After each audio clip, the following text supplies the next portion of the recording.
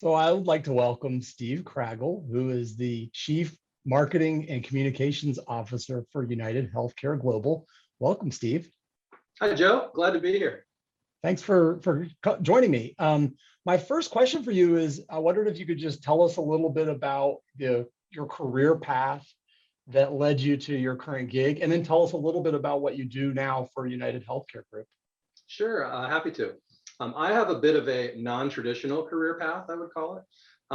I'll start on the front end, or the current end, where I've been at United Health Group for about 5 years. I've been working and overseeing marketing, communications, and consumer experience for our global business for the past year. Prior to that, for 4 years, I oversaw the same functions for our Medicaid business and our dual special needs business, which is a combination of Medicare and Medicaid combined. But when I say non-traditional, it's because I really didn't start off going into marketing or communications. When I went to school to get a biochemistry degree because I wanted to be a molecular biologist.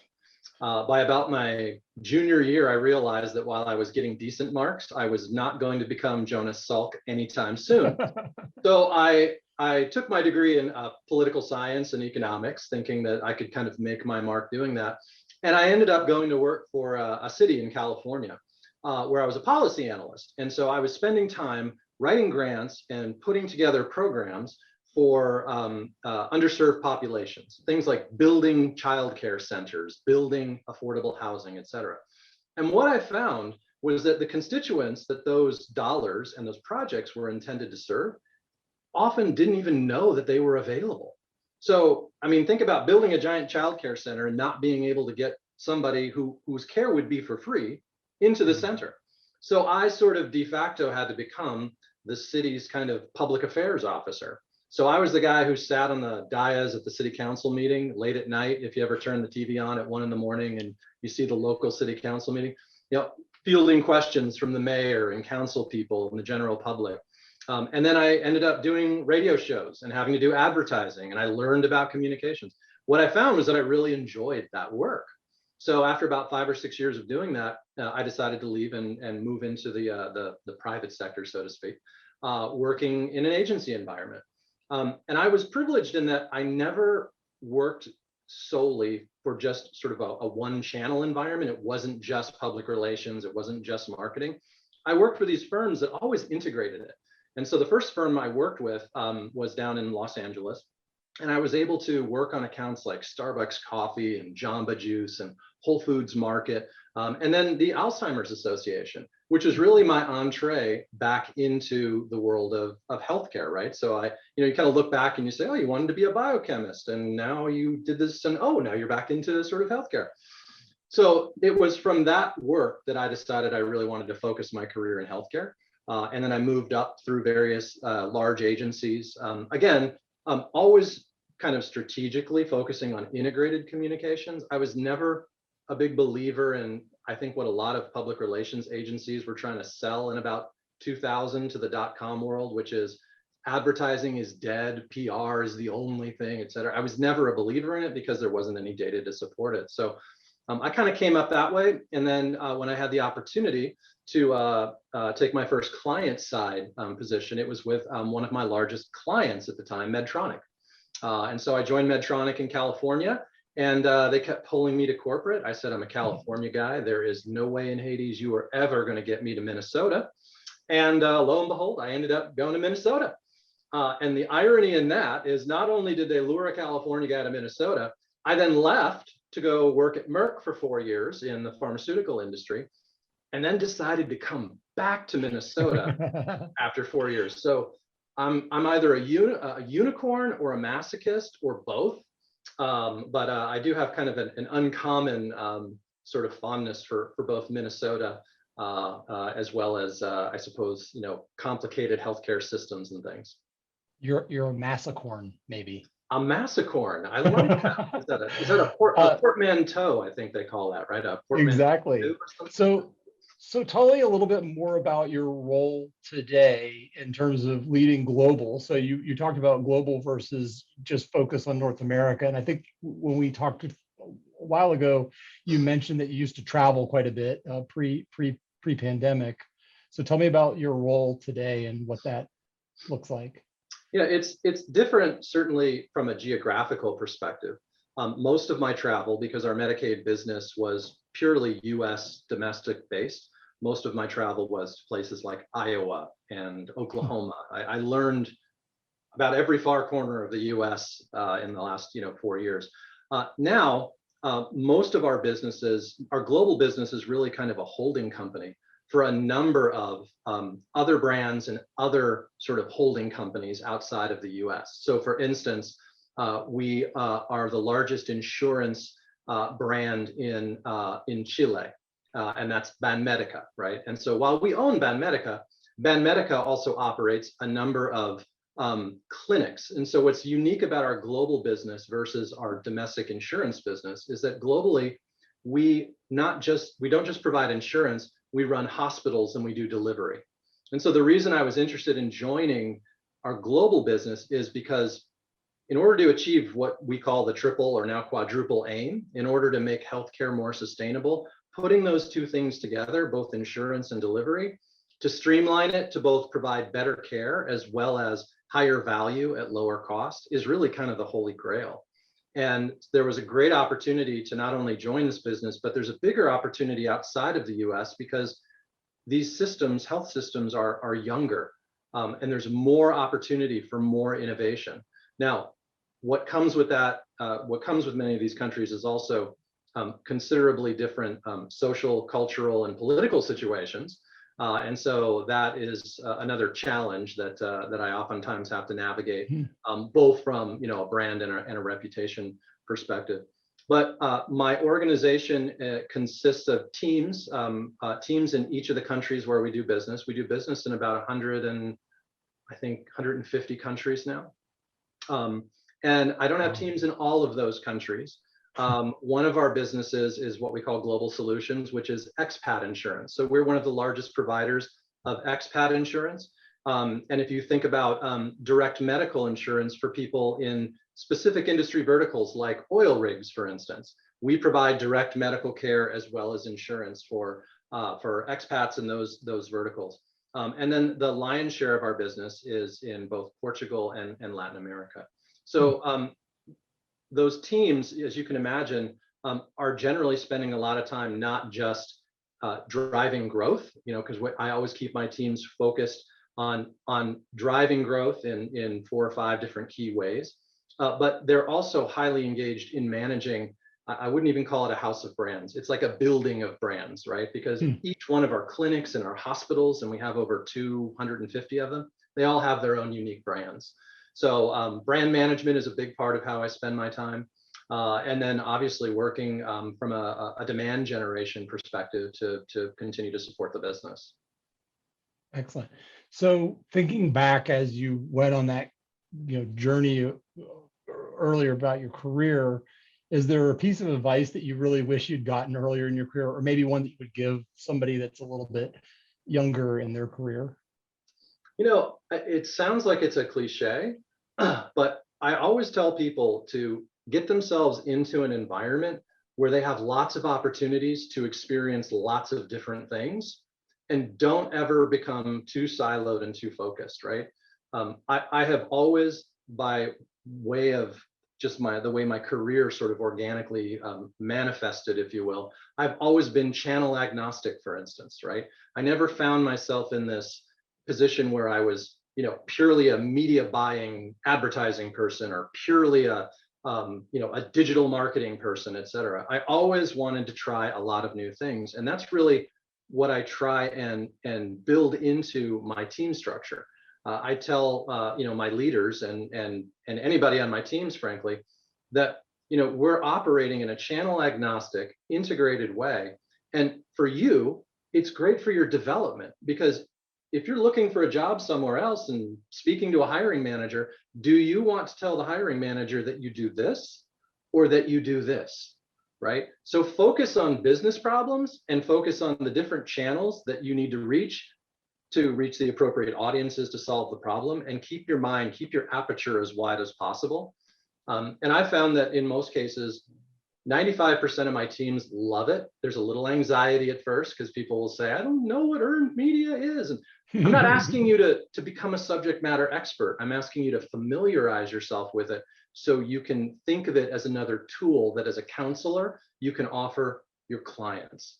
And it usually takes about 6 to 8 months. And before you know it, they're all of a sudden, they're really interested in all of these other channels. They're really interested in advertising. So I think that's probably the most helpful advice that I would offer. So what about the flip side? You know, Malcolm Gladwell says you got to devote 10,000 hours to become an expert, perhaps even to become an expert guitar player, since those are behind you. So it sounds like you're making a case for somebody who's curious and somebody who's more of a generalist versus focusing and becoming a specialist. Is that true? Or yeah, I think there's sort of two sides to the coin, right? And what I tell my teams is, A, my job is to build the highest performing team possible, right? B, I am not the sharpest tool in the shed, and I want that team to be comprised of people sitting around my table who are way smarter than me, who likely have a very strong degree of subject matter expertise in all of the key sort of areas or functions that are important to us performing well. right. That said, and so I bring my own subject matter expertise to the table, certainly, but I still want people to branch out and think more broadly and more strategically, if you will, about the entire toolbox of channels and things that they have to engage, rather than becoming too steeped in their subject matter. Now, as you pointed out, though, and when you mentioned guitars, I keep asking myself, when am I going to hit Gladwell's like 10,000 hours? Because it doesn't seem to click yet. So I'm like, when is the expertise going to kick in? So Yeah. maybe in the next 10 years I'll get more, but I do, to your point, think that it is important to continue to hone your expertise, and particularly the expertise that you've sort of cultivated over time, right? I'm a really big believer in, using another cliche, kind of the player coach paradigm, right? I don't believe that you can do good strategy if you aren't, to some degree, in the field executing. Right. And I think that's the biggest mistake that leaders and practitioners of all sorts make. They sort of ossify themselves in their kind of ivory towers, pontificating using 4 years ago Harvard Business Review, whatever they read there, and they leave it to others to execute. The world is too complicated. The world requires real world experience, real world data in order to be effective at marketing or communications, or frankly anything. Absolutely. So I believe that everybody has a superpower. So I'm curious what you think your superpower might be. I would like to say that my superpower is an inability to not be, I don't know the most articulate way to put it. It's almost like the Liar Liar movie. Was that the Jim Carrey movie? It's not to say that I'm the most truthful person in the world. I tend to just be exceedingly candorous, if that's a word. And it's actually served me really, really well. Because I think what it does is it creates humility and it kind of disarms people. Sometimes it gets me into a little bit of trouble, but it's also kind of a bigger part of my overall philosophy, which is, we work so hard and we work so often, and especially during a pandemic. I think people, to the greatest degree possible, should really strive for kind of a work-life integration so they can be authentic in the person that they are at home, just as much as they are in the office, right? So, I'm not dressed like this because I'm at home in this office. I pick up and I go to work and I show up this way. So I really ask that of all of my team members, because I think it's just a more efficient way and a more human way of interacting, frankly. So yeah, sorry, it wasn't like something more exciting, but that's the best I could come up. I mean, candor from somebody who's come up in a communications role in an organization is something that I think is valued, and I also appreciate the idea of sort of bringing your whole self to work and I think there's no such thing as work-life balance. It's called work-life integration. Yeah. It's how do you bring your whole self to the job, including some days are better than others, and some, uh, uh, we're humans, not robots. I completely agree. And I find that you get people who are more productive and they're more passionate about what they're doing. You start to feel like it's a facade, I mean, when you have to, show up, dressing, looking, and acting and feeling like something that you're not, and it's something that I've really come to appreciate about many of the environments where I've been privileged to work, because I think a lot of leaders, our CEO Andrew Whitty right now is very committed to that, which is nice. First thing he said was, let me tell you, I don't care what you wear, and I don't care where you do it from. And I think that ethos is something that lends itself to the pandemic. And I'm hoping that the pandemic has kind of permanently instilled that in our sort of professional culture, so we can continue to be comfortable and human, so to speak. So I'm curious where either you find personal inspiration or where you find inspiration for your team. I have just always been really passionate about contributing to society in a meaningful way. Mm. And I know that's not for everybody. I am kind of wired that way. It's why I do healthcare. It's why I have chosen to stay working for mission-driven companies that I know are making a difference. Some would even call them social businesses, right? Hmm. And so I try and bring that to work and to my teams every single day. And what I find is when I've been able to combine that passion with a company or an environment that really is very mission and purpose driven, you tend to attract likes, like team members. And that's really, really the beauty of it, because there's never really any question with regards to kind of what your true north is and what you're trying to achieve and what you're trying to accomplish. I also really try and inspire them, kind of going back to the previous conversation we had. I try and inspire them by saying, look, we're a family, essentially. I mean, we are going to be together more so in some cases than we are with our own families. So, let's try and, create that same kind of meaning and purpose for our lives, that same kind of integration, for our lives. And I find that is really inspiring to people, because then it kind of allows them to be their whole self and bring their whole self into the professional environment. And then they don't take it off when they go home, because they're the very same person. So, I just I really try and encourage people to just be themselves. And I ask for two things. I call it double A. It's I'm showing my age now, the Robert Conrad battery commercial, I think, like I dare you to knock it off or whatever. I ask for accountability, and I ask for, availability, essentially, right? Which is not to say I want you to be working 24/7. I'm going to call you, at midnight or whatever, although sometimes that happens. It's, I just need you or your designate to always be available so we can make sure that we're taking care of business problems in real time. And I just want you to be accountable for your performance and what you do. I don't care where you do it. I don't care what you wear. And in many cases, I don't really care how you do it, right? And I think that's another really important part of what inspires people. If I show up and I'm the guy who's sitting in the ivory tower with all the answers, that's not very motivating. What do I need people, what do I need all these other, vice presidents and super talented people sitting around my table for if I have all the answers? So I think in many ways, by being sincere, I think I said to you earlier, I'm sincere when I say I'm not the sharpest tool in the shed, and I'm not going to be the smartest person at this table, especially with regards to certain things, right?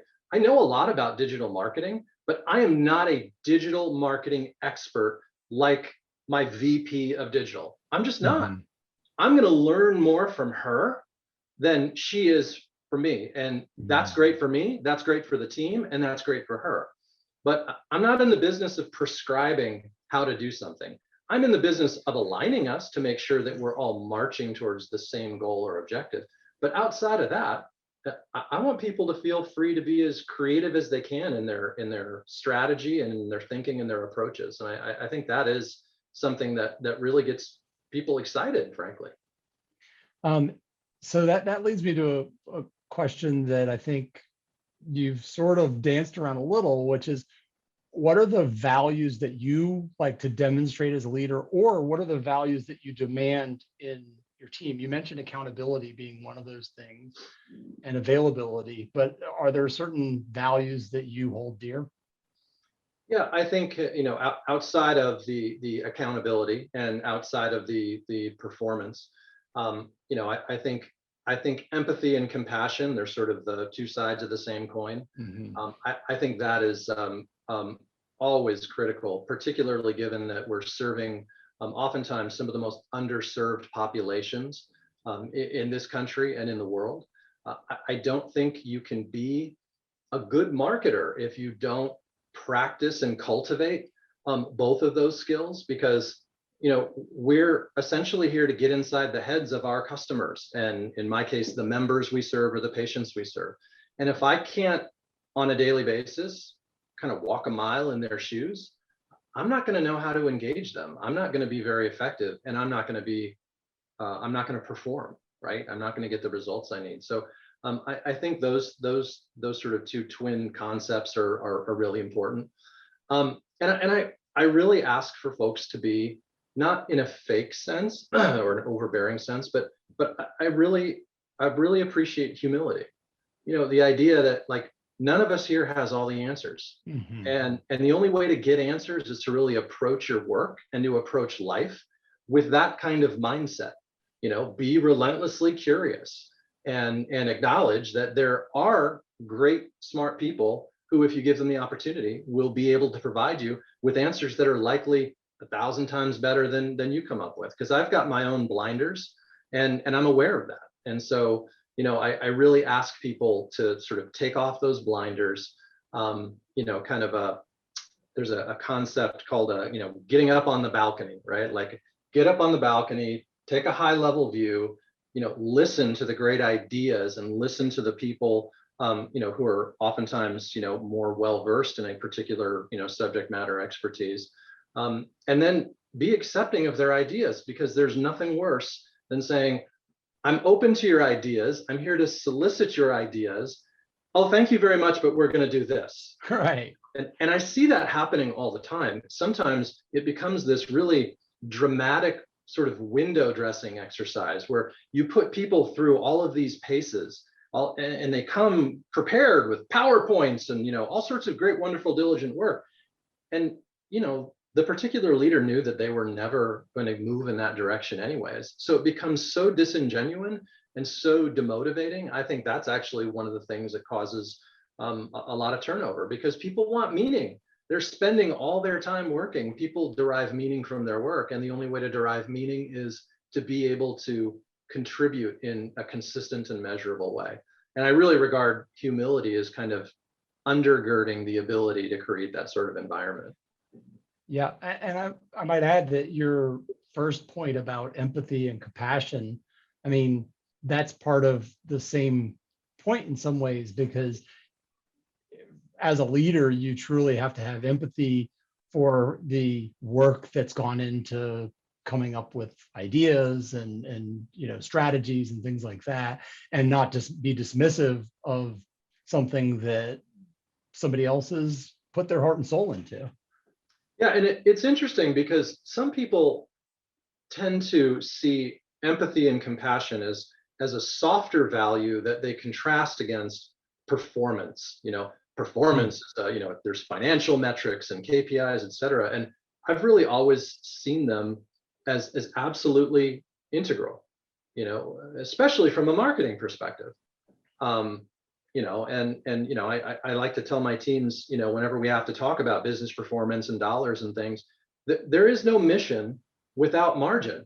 The two enable each other, and we have to put those together and keep that in mind. There's nothing crass about making money, so to speak. There's nothing crass about profit.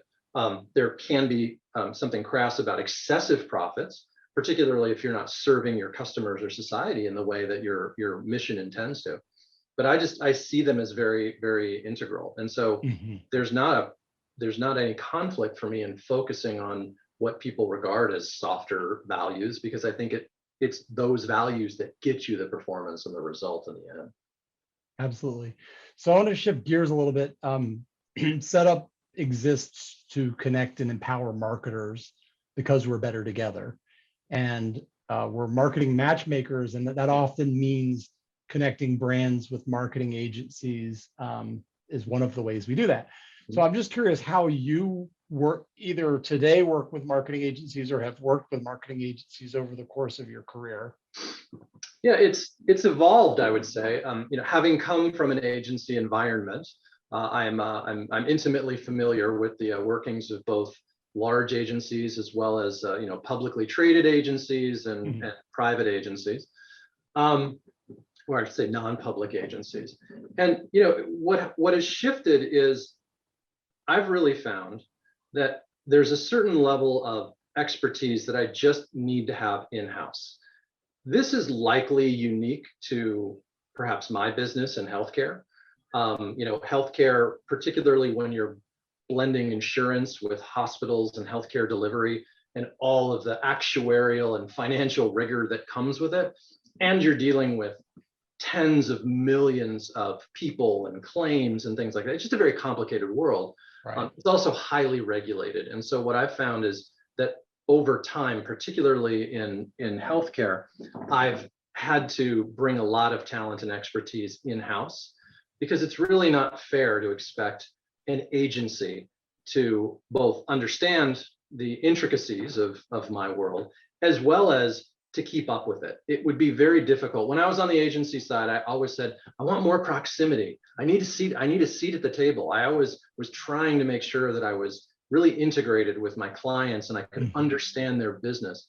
And in my world, it's just become increasingly challenging for me to be able to do that. So what I have found is that there are a lot of smaller boutique consulting practices, and you could call them agencies, particularly in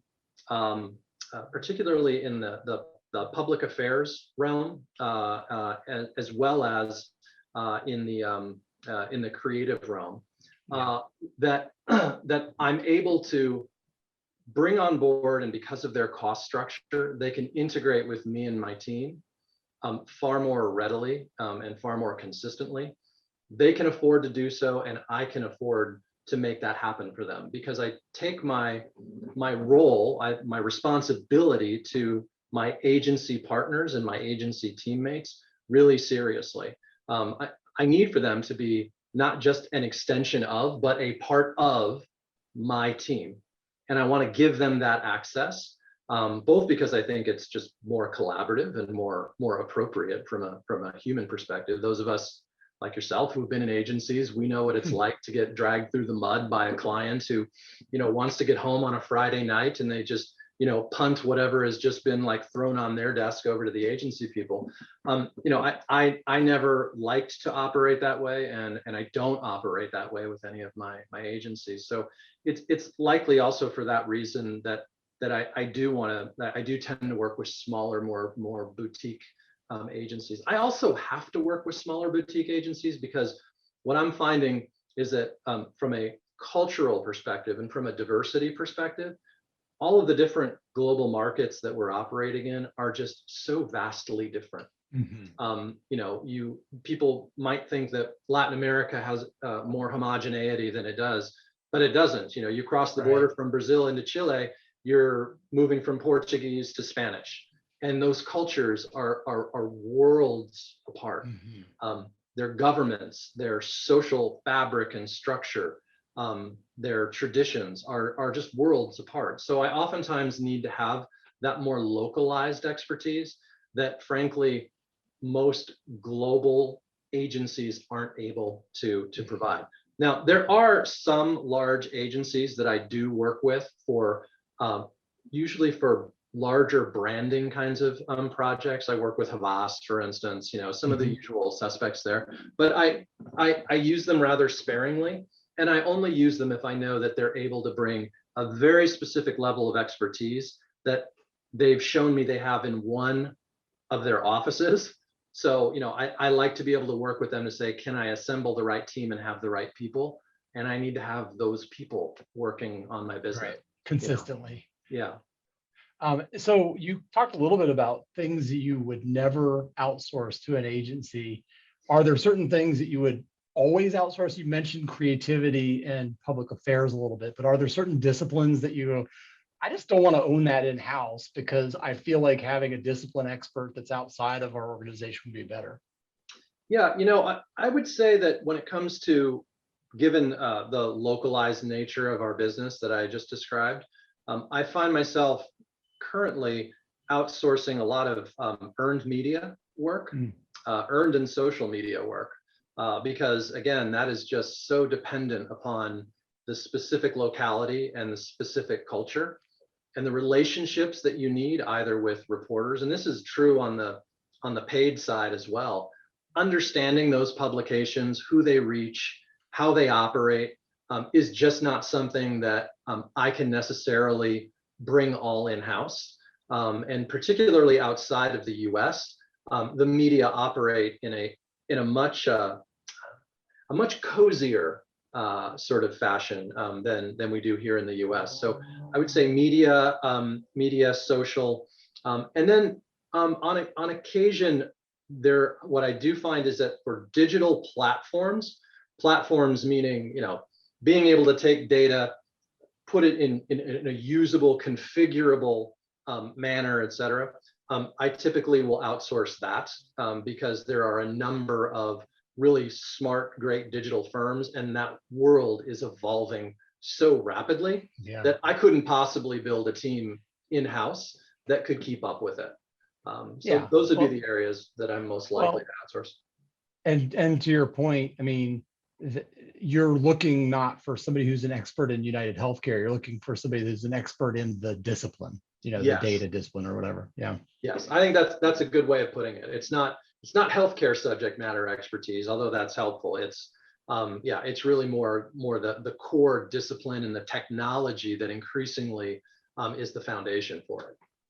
So sometimes marketing is misunderstood by the rest of the organization. So how do you show the value of marketing to those, particularly in the C-suite with you, who aren't focused on marketing every day and don't live and breathe it? Yeah, and you can imagine it's a big challenge, or has been a big challenge, coming into an insurance company, right? I mean, where our heritage is an insurance company. Insurance companies are financially driven, right? So my narrative has always been, I want you to think of marketing not as a cost center, but as a growth driver, right? Because I find that oftentimes people who are not conversant with regards to marketing, they think of it as creative and they think of it as brand. Those are both very important things, and so they see me and they're like, oh yeah, you're the creative guy, like the tattoos and everything, I am not the most creative person on the planet. I am here to achieve our business objectives, right? And so what I like to do is disabuse leaders in particular of the notion that we are entirely steeped in brand and creative.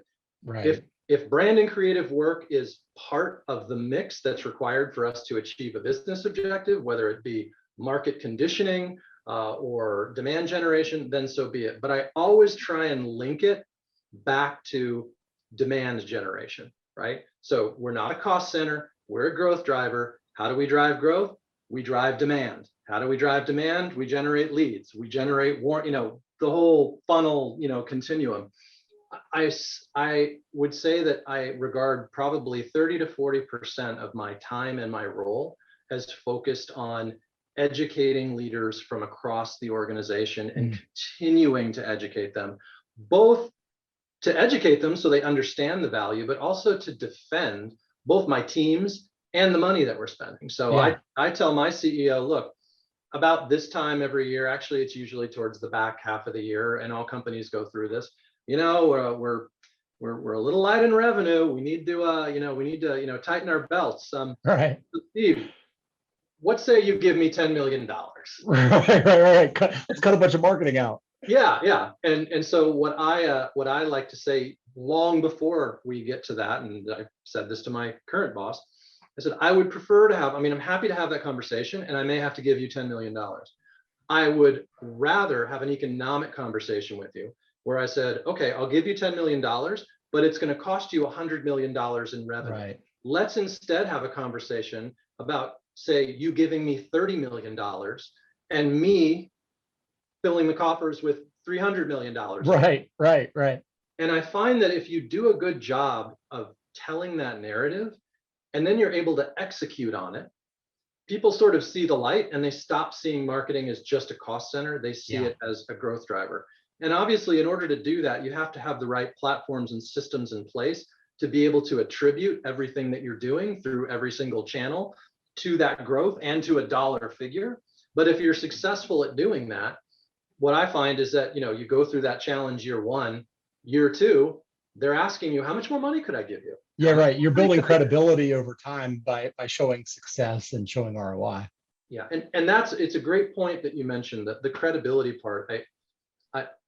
Going back to the values question that you asked me, patience is just so critical. I try and tell my teams that, we're going to go on a journey here. We're not going to get everything that we want right away. The arc of time for us to build everything, the capacity and the capabilities that we need, is measured in months and years. It's not measured in days, right? Yeah. And I've had CEOs who will say, oh, okay, Steve, great, I get it. We got to do the data and the platforms and the channels and blah. Okay, flip the switch and go do it.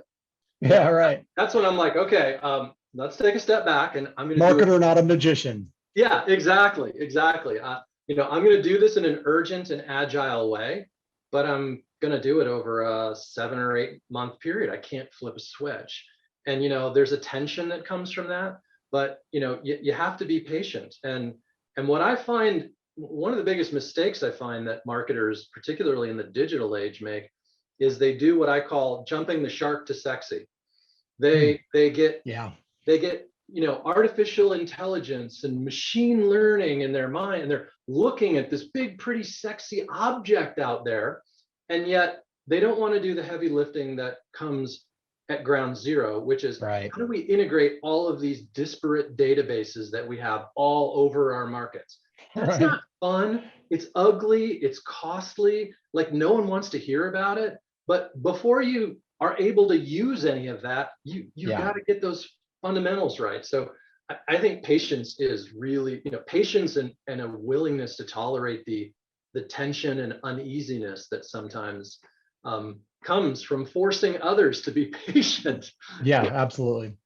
Well, okay. So is there a particular campaign or program that either in your current gig or even in the past life that taught you something really valuable? So it could have either been super successful and you want to emulate that success, or maybe it was a flop and you learned something that helped you in the future.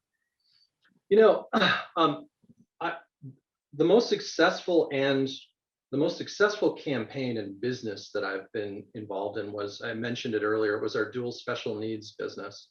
And that's, again, Medicare and Medicaid. Yeah. And we grew that business in about 3 years, from about $3 billion to about $13 billion. Wow. And they said we couldn't do it. And that was one of my first challenges when I came to UnitedHealth Group. The CEO said, well, what would it take to accelerate the growth? It's a very high margin business. And, I did my back of the envelope math, and, it's actually a couple of weeks. And I came back and I said, I'm going to need an upfront investment of about $70 million. And he just kind of laughed and said, well, no. I mean, you have to be able to do, be creative. Be creative. Right. You're the creative guy. Yeah, go draw some pictures and that'll, right. Et cetera. How about $1 million? Yeah. And so, once I was able to finally kind of do the math with finance and show them what the prospects were, it was a credible prospect. There was a credible possibility that we were going to be able to accelerate the growth in the way that we were going to do it. I realized that I was on the line to do it, and I actually had to do it, but I also had to be very, very insanely precise in how I spent those dollars, because I had to find those unique individuals and customers who are eligible for this dual special needs plan.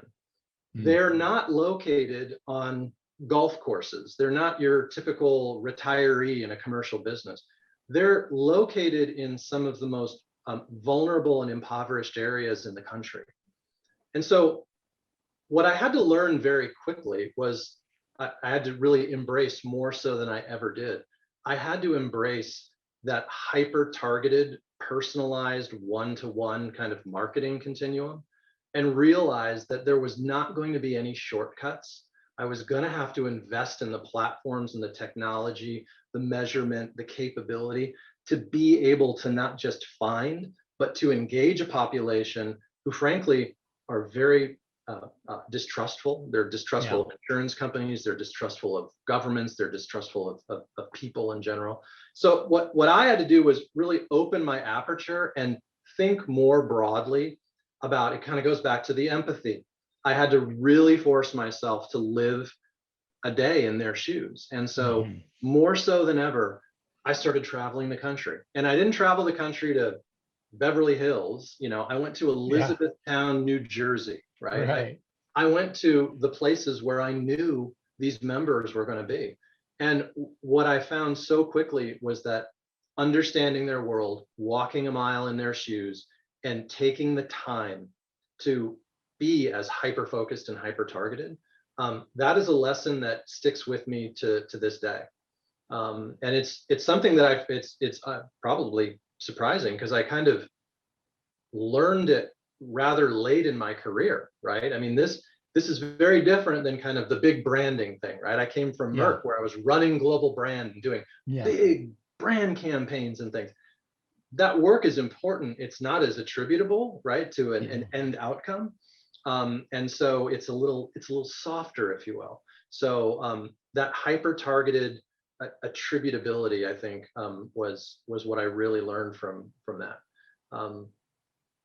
And I'll leave it at that. It's not super sexy, but no, that's amazing. I mean, and you certainly, I think, can feel the weight and impact of your work and the value of your work more in a program like that than perhaps even your previous days at Merck, where you were selling more of whatever drug was, being promoted.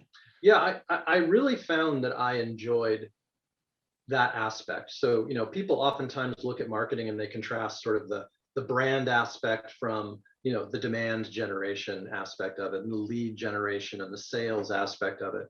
And what I really came to find was that I enjoy having a lot of skin in the game, and I enjoy being able to not just see the impact, but to really make a measurable impact on business performance. I find that just motivates people in general. When you can really see that you can see the success, and success breeds more success. So, it came a little bit later in my career, but I'm glad that it came, because it really informs my thinking about everything that I do. That's great. All right, so I have a couple of fun questions for you to kind of wrap things up. The first is there a band or a movie or a book or a quote that really inspires you? So interestingly, my studio also doubles as my record place, etc. And these weren't props; these were just sitting right here. But yeah. So I'm an 80s music kid. Yeah. And so I'm constantly listening to bands like the Smiths and the Cure. And the guitar player for the Smiths, Johnny Marr, is a huge inspiration for me. I have Les Pauls on my wall back there, but I also have Fenders on my wall back there, and I play my Fenders far more regularly than I do my my Les Pauls, because I try and emulate him, and maybe one of these days I'll get my Gladwell's 10,000 hours in, and I'll be able to sound like him. I recently introduced my son to The Simpsons, my 11-year-old son, and there's an episode with a character that is definitely Morrissey. Like it's not Morrissey, but you'll have to look for that Simpsons episode. It's pretty great because It's funny. I heard about that. Morrissey pitched a fit about it. yeah, it wasn't. It was. I looked up who played the voice for Morrissey, or the character like Morrissey. Yeah. It was Cumberbatch. Oh yeah, Benedict. Benedict Cumberbatch. Yeah, So, and I was reading about because Morrissey thought he would, apparently he's a very fragile creature, and he was right. really upset about it. And I saw the Simpsons picture of it, and I thought, oh, I can sort of see why he'd be a little bit upset about it. But I heard about that. The only other one that I'll tell you is, and there is a quote. It's on my arm here actually, and it's from Karl Popper, who's a famous philosopher of science, and it's true ignorance is not the absence of knowledge, but the refusal to acquire it. So that is my favorite all-time quote, and why I've emblazoned it on my arm here. So, and it also is convenient when I have to answer questions like that, because you got a cheat sheet built right in. Yeah. So, okay, is there a brand that you've never worked on that you really admire, and why do you admire it? I'm going to go right back to here, and I'll contrast Les Paul to Fender, and it's Fender. Not only because Fender is iconic, it's because the company pairs its brand value proposition so well with the experience and the quality of its products. And all manufacturers, particularly of guitars, have their kind of up and down periods. They manufacture elsewhere, but the quality and playability, as well as the customer experience that is associated with Fender, and then you just add to that sort of the iconic nature of the brand. I always use acronyms because, like I said, I'm not the sharpest tool in the shed. But when I look at brands, I look at them according to brand, right? Are they believable? Are they relevant? Are they alluring? Are they never ending? And are they distinctive, right? Brand. And I would say Fender, for me, represents all of those things. And I think the best brands are like a Southwest Airlines, right? Or maybe even Apple, really. They focus on a small set of core competencies, and they never deviate from that. They don't go off onto all sorts of little side roads and detours, which is frankly what Gibson did, which put them into receivership. So, I think there's a lesson, in Fender and Southwest Airlines and, many of the, kind of B school, most, common, case studies there. So. I love it. All right. Last question. Is there something I should have asked you during this conversation that I didn't? No, I've enjoyed the conversation. I'm glad we got to talk about really fun stuff. But no, I don't think there's anything. I think the questions have been great. So I just appreciate you taking the time to have me. Absolutely. Well, Steve, it's been a joy to talk to you. So Steve Cragle is the Chief Marketing and Communications Officer for UnitedHealthcare Global. So I appreciate the time, Steve.